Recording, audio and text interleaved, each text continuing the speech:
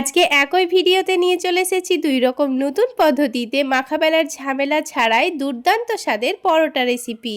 এই পরোটাগুলো খাওয়ার জন্য আলাদা করে সবজি করার কোনো ঝামেলা নেই, শুধু অল্প একটু টমেটো সস দিয়ে ঝটপট খেয়ে নিতে পারবেন।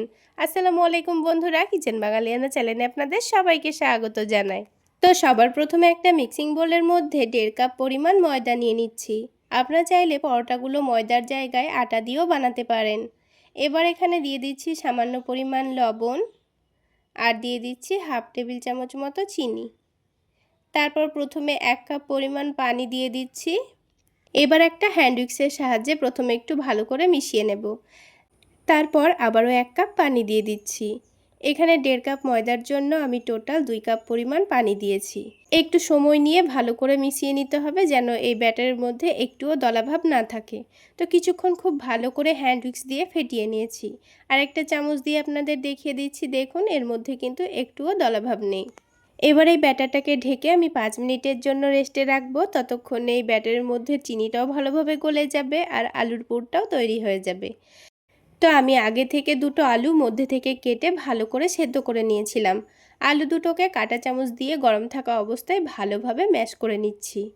তো আলুটা দেখুন খুব সুন্দর করে ম্যাশ করে নিয়েছি। আলুটাকে এই বাটির এক সাইডে সরিয়ে রেখেছি। তারপর কয়েক কোয়া ভাজা রসুন নিয়ে নিচ্ছি। রসুনগুলোকে একটা কাঁটা চামচ দিয়ে ভালো করে ম্যাশ করে নেব। এই আলুর পুরটা কিন্তু আমি কোনো রকম রান্না করব না, রান্না করা ছাড়াই কিন্তু এই আলুর পুরের টেস্টটা দারুণ আসবে। তো তার জন্য দেখতে থাকুন আমি আলুর পুরটাতে কি মশলা দিচ্ছি। তো রসুনগুলোকে ভালো করে ম্যাশ করে নেওয়া হয়ে গেল। এবার এখানে দিয়ে দেব অল্প একটু পেঁয়াজ বেরেস্তা। এই ভাজা রসুন আর পেঁয়াজ বেরেস্তাটা দিলে কিন্তু আলুর পুরটা খেতে ভীষণই টেস্টি হয়। এবার দিয়ে দিচ্ছি স্বাদ মতো লবণ, দিয়ে দিচ্ছি চাট মশলা আর খুবই সামান্য পরিমাণ দিয়ে দিচ্ছি কাশ্মীরি রেড চিলি পাউডার। তাহলে এই আলুর পুরটা খুব বেশি ঝাল হবে না আর খেতেও ভীষণ ভালো লাগবে। আর যে তেলটা দিয়ে আমি পেঁয়াজ রসুন ভেজেছিলাম সেই তেলটা 1 চামচ দিয়ে দিয়েছি। আর সবশেষে দিয়ে দেব 2 টেবিল চামচ মতো টমেটো সস। এই তো হয়ে গেল, এখানে আর কোনো রকম মশলা ব্যবহার করব না। এগুলোতেই কিন্তু আলুর পুরটা খেতে ভীষণই মজাদার হয়। একবার হলেও আমার রেসিপি ফলো করে ট্রাই করে দেখবেন, খেতে কিন্তু ভীষণ টেস্টি হয়। এইভাবে আলুর পুর বানিয়ে আপনারা আলু পরোটা, আলু দিয়ে বিভিন্ন রকমের স্ন্যাক্স বানিয়েও খেতে পারেন। তো সব কিছু ভালো করে মিশিয়ে নিয়েছি। আলুর পুর কিন্তু আমাদের রেডি করা হয়ে গেল। এবার আমি আপনাদের আলুর পরোটাগুলো বানিয়ে দেখাচ্ছি। এটাকে এখন এক সাইডে রেখে দিচ্ছি। আর এদিকে 5 মিনিট হয়েও গেছে আর ব্যাটারটা দেখুন আগের থেকে কিন্তু অনেকটা ঘনও হয়ে গেছে। তো ব্যাটারটাকে আবার একটু ভালো করে নাড়াচাড়া করে মিশিয়ে নিতে হবে। তো ব্যাটারটা প্যানের মধ্যে দেওয়ার সময় অবশ্যই লক্ষ্য রাখতে হবে, যদি আপনাদের রুটিটা প্যানে লেগে যায় সেরকম মনে হয় তাহলে প্যানের মধ্যে অল্প একটু তেল দিয়ে তেলটা ভালো করে গরম করে নেবেন, তারপর প্যানটা মুছে নেবেন। তারপর ব্যাটারটা দিয়ে উল্টে পাল্টে হালকা করে সেঁকে নিতে হবে। তো এখানে তেল না দিয়েই কিন্তু আমি পরোটাটা সেঁকে নিয়েছি। তো এইভাবে করে আমি আপনাদের আরও একটি পরোটা ভেজে দেখিয়ে দিচ্ছি। দেখুন কোনো রকম তেল ছাড়াই কিন্তু প্রথমে পরোটাটা সেঁকে নিতে হবে। এইভাবে প্যানের মধ্যে 2 চামচ ব্যাটার দেওয়ার পর রুটির মতো করে শেপ দিয়ে নিচ্ছি। তারপর একদিকটা যখন হয়ে যাবে এটাকে উল্টে দেব। তো দেখুন হালকা কালার চলে আসলেই কিন্তু আমি পরোটাটাকে তুলে নিচ্ছি। তো দুটো পরোটা কিন্তু আমার সেঁকে নেওয়া হয়ে গেল। ঠিক একইভাবে আমি বাকি পরোটাগুলো সেঁকে তুলে নেব। তো দেখুন বন্ধুরা সবগুলো পরোটা কিন্তু আমার সেঁকে নেওয়া হয়ে গেছে। এবার একটা পরোটা নিয়ে নিচ্ছি।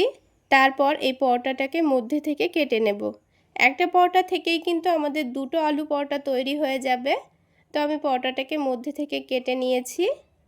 এবার প্রথমে কি করতে হবে, যে ময়দার ব্যাটারটা আমি তৈরি করে রেখেছিলাম সেখানে অল্প একটু ময়দা দিয়ে দিয়েছি, দিয়ে ঘন করে আঠালো করে নিয়েছি।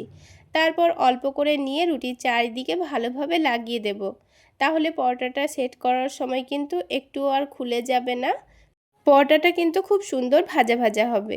তো চারিদিকে লাগিয়ে দেওয়ার পর মধ্যের জায়গাটাও লাগিয়ে দিয়েছি। তো এখানে কিন্তু ময়দার ব্যাটার লাগিয়ে দেওয়া হয়ে গেল। এবার আলুর পুরটা নেব, দিয়ে এই রুটির ওপর এক সাইডে লাগিয়ে দেব। তো এখানে আমি যেহেতু পরোটাগুলো ছোট ছোট করে বানাবো তাই অল্প করে আলুর পুর নিয়ে নিচ্ছি। তো এক সাইডে 1 চামচ লাগিয়ে দেওয়ার পর অপর সাইডেও আরও 1 চামচ লাগিয়ে দিচ্ছি। দিয়ে খুব ভালো করে এক সাইডে ছড়িয়ে দিতে হবে একটু পাতলা করে। তারপর এটাকে এইভাবে চেপে ভাঁজ করে নেব। তো যেহেতু ময়দার ব্যাটার দেওয়া ছিল তাই কিন্তু এটা খুব অল্প সময়েই সেটে যাবে, কোনো রকম চাপাচাপির কোনো ঝামেলা নেই। তো দেখুন এইভাবে করে আমি প্রথমে সবগুলো নাস্তা তৈরি করে নেব। তো বন্ধুরা, আমার এই রেসিপি ফলো করে একবার হলেই নতুন পদ্ধতির আলু পরোটা আপনারা বানিয়ে খেয়ে দেখুন। সত্যি বলছি, একবার খেলে আবার বানিয়ে খেতে ইচ্ছে করবে। তো সবগুলো আলুর পরোটা আমি এখন রেডি করে নিয়েছি। তারপর আরও একটা কাজ করে নেব। তো আলাদা একটা বাটির মধ্যে দুটো ডিম ভেঙে নেব। এবার এই ডিমের মধ্যে দিয়ে দেব অল্প একটু লবণ, আর তার সাথে দিয়ে দিচ্ছি খুবই সামান্য পরিমাণ হলুদের গুঁড়ো, আর দিয়ে দিব অল্প একটু মরিচের গুঁড়ো, আর তার সাথে টেস্টটা একটু বাড়িয়ে নেওয়ার জন্য দিয়ে দিচ্ছি চাট মশলা। তবে হাতের কাছে চাট মশলা না থাকলে বাদ দিতে পারেন। তারপর সব কিছু একসঙ্গে খুব ভালো করে ফেটিয়ে নিয়েছি। এবার নাস্তাগুলোকে নিয়ে এই ডিমের ব্যাটারে ডুবিয়ে নিতে হবে। তারপর এগুলোকে তেলে ভেজে নিতে হবে। তবে আপনারা যদি চান ডিমের ব্যাটারে না ডুবিয়ে ভাজতে, তাও কিন্তু এটা খুব সুন্দর করে ভেজে খাওয়া যাবে। এবার প্যানের মধ্যে অল্প একটু তেল দিয়ে প্যানের চারিদিকে তেলটাকে ভালো করে দুলিয়ে দিয়েছি। তারপর তেলটা যখন হালকা গরম হয়ে যাবে তখন এখানে ডিমের ব্যাটারে ডুবিয়ে নাস্তাগুলো দিয়ে দিয়েছি। তো একসাথে কিন্তু আমি দুটো পরোটা ভেজে নিচ্ছি।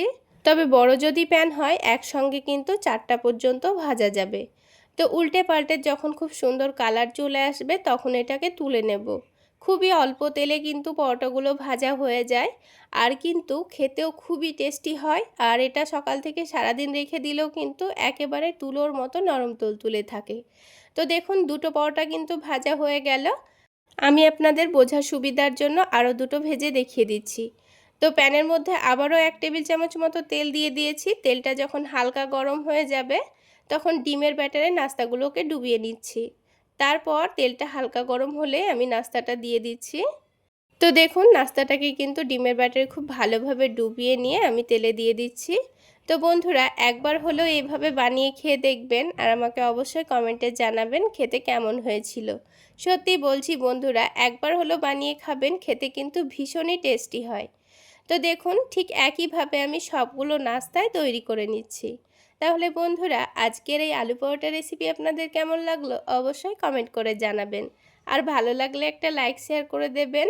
আর আমার এই সহজ রেসিপিগুলো যদি ইউটিউব চ্যানেল থেকে দেখে থাকেন চ্যানেলটি সাবস্ক্রাইব করে দেবেন, আর ফেসবুক পেজ থেকে দেখে থাকলে পেজটি ফলো করে দেবেন।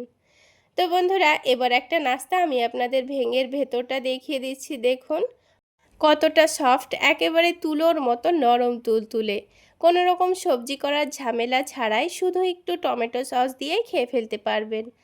তাহলে বন্ধুরা, নতুন পদ্ধতিতে আলু পরোটা তো আমাদের বানানো হয়ে গেল। এবার আমি আপনাদের আরও একটি নতুন পদ্ধতিতে ডিম পরোটা বানিয়ে দেখাবো। তো প্রথমেই পরোটাগুলো বানানোর জন্য আমি এখানে একটা মেজারমেন্ট কাপ মেপে 1 কাপ পরিমাণ আটা নিয়ে নিচ্ছি। আপনারা চাইলে কিন্তু পরোটাগুলো ময়দা দিয়েও বানাতে পারেন। এবার এখানে লবণ দিয়ে দিচ্ছি, আর দিয়ে দিচ্ছি চিনি। এর সাথে একটা ডিম দিয়ে দেব। যেহেতু আমি পরোটাগুলো আটা দিয়ে বানাচ্ছি তাই একটু টেস্টি বানানোর জন্য এর মধ্যে একটা ডিম দিয়ে দিচ্ছি। আজকের ডিম পরোটা আমি আপনাদের একটু হেলদিভাবে বানিয়ে দেখাবো। এবার এর মধ্যে দিয়ে দিচ্ছি অল্প একটু বেকিং পাউডার, আর এর ব্যাটারটা কিন্তু আমি তৈরি করে নেব দুধ দিয়ে। তাহলে পরোটাগুলো খেতে আরও অনেক বেশি টেস্টি হবে। তো এবার এখানে পরিমাণ মতো দুধ দিয়ে দিব, দিয়ে ব্যাটারটা তৈরি করে নেব। তো যেহেতু আমি এখানে 1 কাপ আটা নিয়েছি তাই প্রথমে 1 কাপ পরিমাণ দুধ দিয়ে দিয়েছি। তারপর আবারও হাফ কাপ পরিমাণ দুধ নিয়েছি।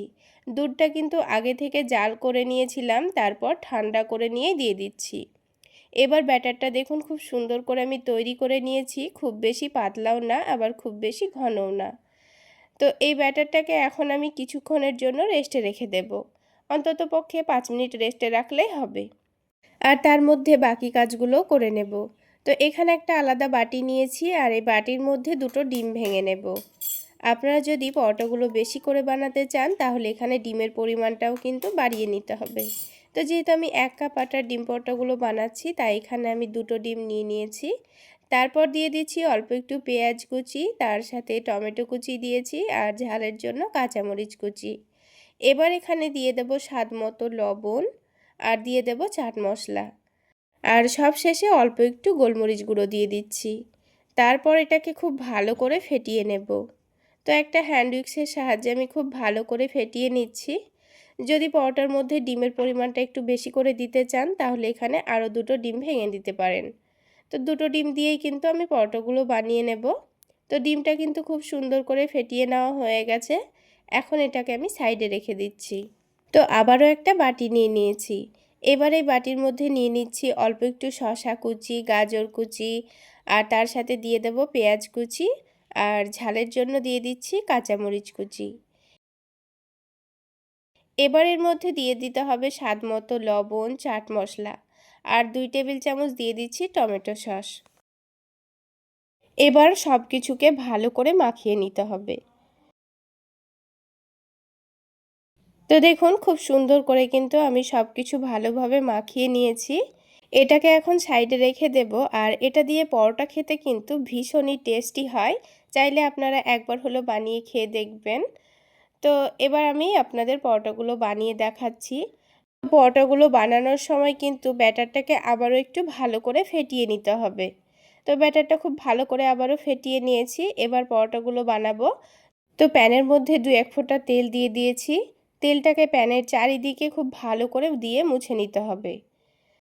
তারপর প্যানটাকে হালকা করে গরম করে নিতে হবে।